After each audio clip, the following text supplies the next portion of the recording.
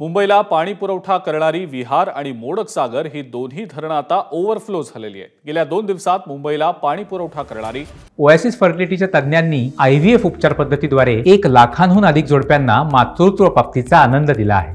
मोफत appointment book करण्यासाठी आजच संपर्क साधा। 4 धरणं ही तुडुंब भरलेली आहेत। मुंबईतल्या 7 धरणांमध्ये सध्या एकूण 66% इतका पाणी साठा आहे।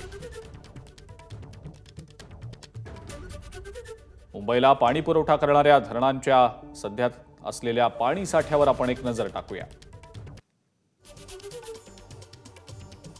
तानसा धरण सध्या 100% भरलेलं आहे, ओव्हरफ्लो झालेला आहे।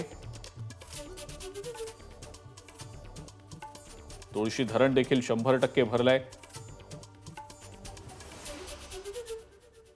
मोडकसागर हे धरण देखील 100% भरून ओव्हरफ्लो होतंय।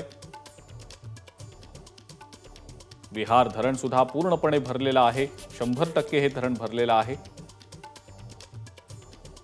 मध्य वैतरणामध्ये सध्या 63.32% इतका पाणी साठा आहे। अप्पर वैतरणा धरणामध्ये काहीसा कमी म्हणजे 34.13% इतका पाणी साठा आहे। तर भातसामध्ये 64.8% इतका सध्या पाणी साठा आहे।